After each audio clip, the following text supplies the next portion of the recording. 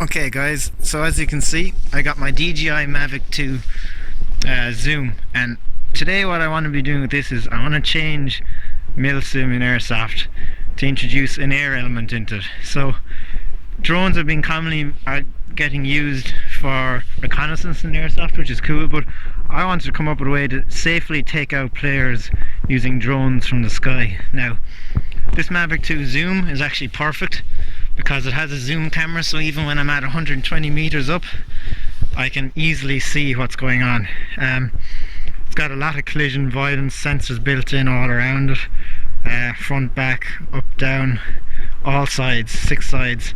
Now I have done up this simple prototype here, which is a dropping mechanism. Now I don't know much about electronic engineering or anything like that, so I've come up with this simple thing which I've secured underneath, which is going to be the drone's dropping mechanism. As you know, when a drone wants to go forward, it tilts forward like this.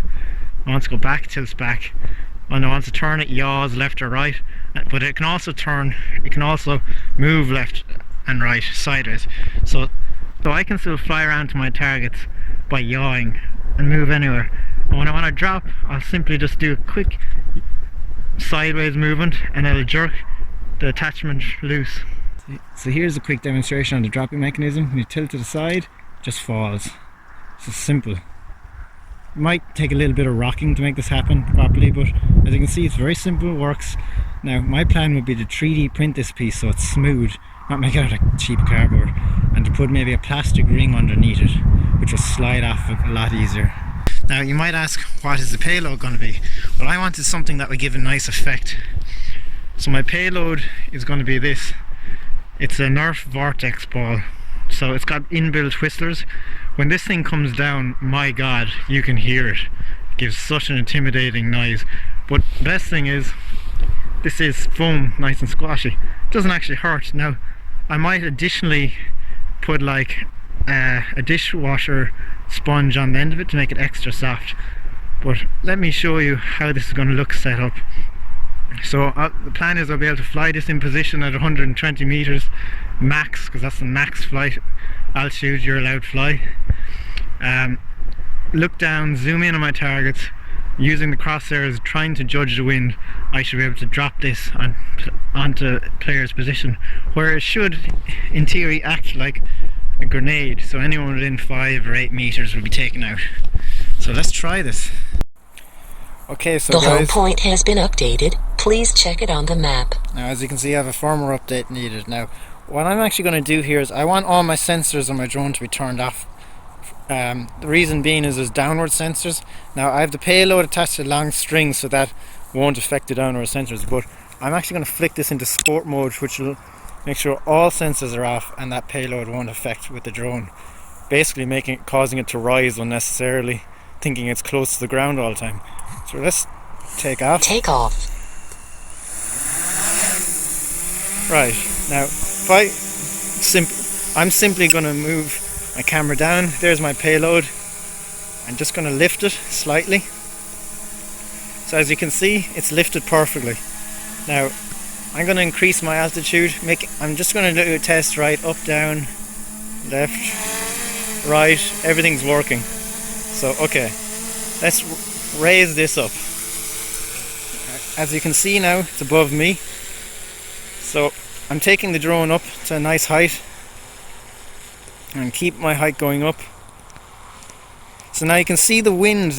You can see actually with the long string that the wind is blowing slightly from left to right. So that's going to be important when we're using this to target. Now I'm going up to a height. Let's try 100 meters. That's fine. We can't go above as I said, we cannot go above the 109 meters. Now I'm going to actually stand under this as a proof of concept. So I'm going out into the position under. That's zoomed out, that's zoomed in. Now you can see the wind is pushing it slightly that way, so I'm going to walk a bit towards where I think the wind is going to drop it. I sincerely hope this doesn't hit me, but anyway, that's part of testing, trial and error. Okay, so I'm going to record this on my drone. Well, so here we go. Sideways movements, and it's falling. Holy crap! Oh my god. That landed, guys, within 4 or 5 meters of me. Perfect. So now, bring the drone down. That absolutely worked flawlessly. Amazing.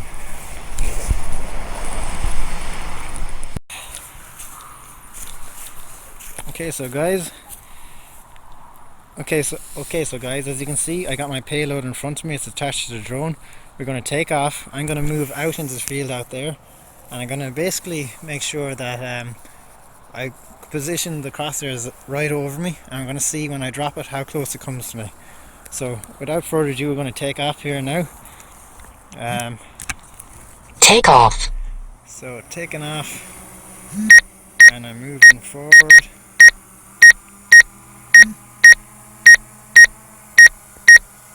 Okay, payload is in there.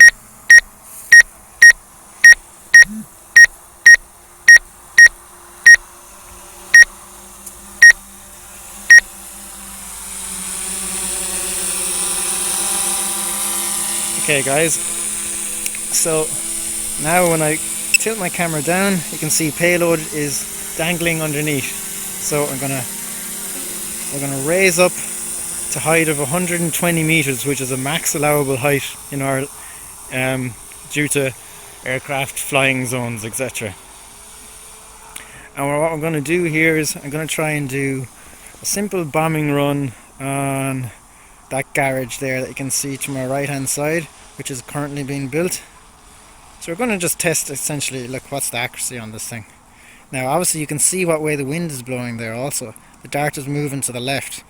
So that's a good indicator that with the long string it helps identify where the wind is.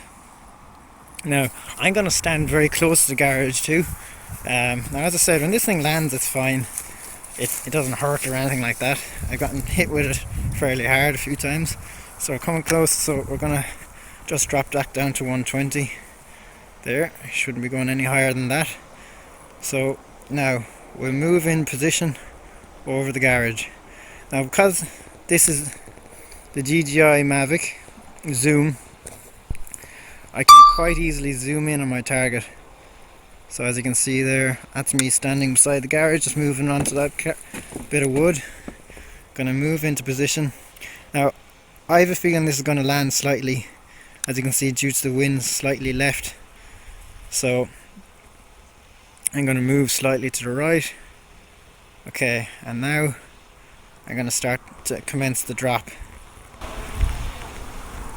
And we're away. Whoa, nearly hit my brother's car. Don't worry, it's made of foam, it wouldn't do any damage. So I'm now coming down and we're going to see what that looks like where it impacted. Now I'm not sure if you could hear in the app that whistle as it landed, but it's incredible. It's very, very intimidating. It actually couldn't have landed in a better place. It landed in a pile of sand, so this can give a good indicator of what it does when it hits something. So just getting in position there.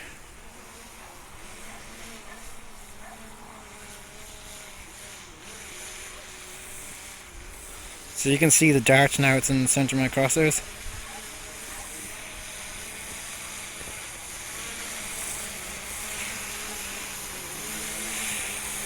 So okay, there you go, that's the impact zone. Doesn't seem to be any noticeable dent in the sand here. But so guys, I hope you enjoyed that. It seemed to work really well with these Nerf darts. That's a successful day of testing. So as you can see guys, this device works really well. This is very rough makeup, but what I'm actually going to do is I'm going to 3D print that little dropping mechanism that I came up with and make it a bit slippier, because at the moment it's a bit sticky. The cardboard just means that it's not able to slide off as easy, and you have to rock the drone quite a lot. That can be risky because if your drone is tilting too much, that string could get caught around the propeller and bring your drone down. So look guys, this is a kind of a disclaimer. Don't try this with something that you're not prepared to lose. This is actually just the first prototype, so I'm going to 3D print that and make it very slippy. I'll probably add a plastic loop on here. The reason why I'd add a plastic loop is because I don't want to put metal on this. All drones have an internal compass. Any metal nearby will affect them. If I try to take this drone off on top of my car here, it wouldn't actually take off because of that. So a plastic loop and plastic dropping mechanism. Now you could put a few Z's on this if you wanted to make it drop, or in fact you can make 3 or 4 of these, and the very first one could be the first dart, the top one could be the next dart, so you could potentially drop multiple payloads from one platform. As I said, these Nerf darts, these are very light. This drone could probably carry about 10 of them, no problem. So if you had enough of those Z's, you could have the first one with the first dart, next one up, next dart, so you can drop multiple ones. You can go out there and take out a lot of airsoft players at once.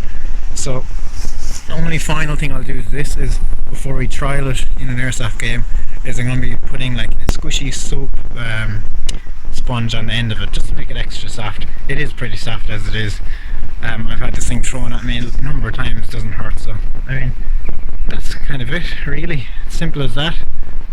Here's to revolutionising airsoft, air warfare. So I hope this catches on and that it becomes a big thing in airsoft games and adds a whole new dynamic, because trust me, when you hear this thing coming down, it makes you run, and you've got at least 5 seconds to duck out of cover.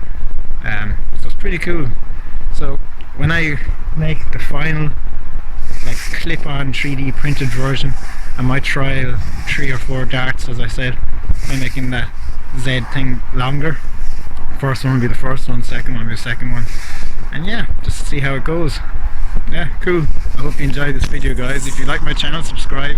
I'm going to be coming up with lots more ideas for airsoft, how to make the game even better. This isn't my normal thing, but I do like technology.